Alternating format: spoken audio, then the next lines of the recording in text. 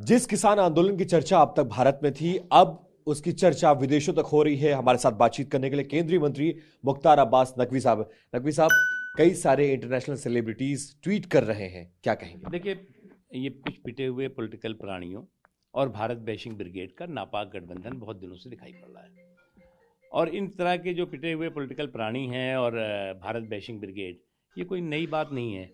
अगर आप देखें तो भारत की हर सफलता, भारत के हर सम्मान को ये पूरी तरह से उस पर पॉलिटिकल पलीता लगाने की कोशिश करते रहें। और किस तरह से दुष्प्रचार हो करके, किस तरह से दुष्प्रचार के माध्यम से भारत की छवि को ख़राब किया जाए, ये काम लगातार अनवरत ये लोग करते रहे हैं, लेकिन एक्सपोज होते रहे और फिर से एक्सपोज हो रहे हैं। एक रिपोर्ट आई है जिसमें एक ही ट्वीट को दो सेलिब्रिटी थोड़ी देर के अंतराल पर सेम हैशटैग का इस्तेमाल करते हुए सेम वेबसाइट की रिपोर्ट को साझा कर रहे हैं। आपको नहीं लगता इसमें एक बहुत बड़ी साजिश है भारत के खिलाफ? ये मैंने आपसे इसीलिए कहा कि ये जो भारत बैशिंग ब्रिगेड है, उस भारत बैशिंग ब्रिगेड को अगर हमारे देश के भी पिटे हुए पॉलिटिकल प्राणियों का समर्थन मिले तो ये अपने आप में एक बहुत ख़तरनाक बात है। और जनता उसमें बार बार जवाब दे चुकी है, देती रही है और देगी भी आगे।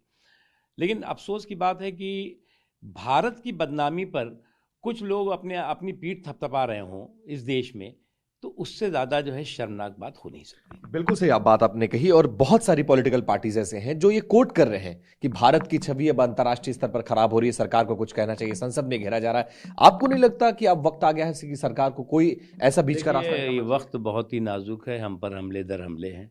दुश्मन का दर्द यही तो है, हम हर हमले पे संभले हैं। तो जितने भी हमले इस तरह के होते हैं, भारत उतना मजबूत होता है। बहुत शुक्रिया बात करने के लिए केंद्रीय मंत्री मुख्तार अब्बास नकवी। हर हमले पर संभलने की बात और इसे भारत के खिलाफ एक बड़ी साजिश करार दे रहे हैं।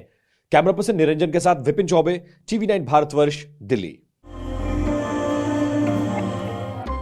परवाह देश की, सोमवार से शुक्रवार रात 10 बजे TV9 भारतवर्ष पर।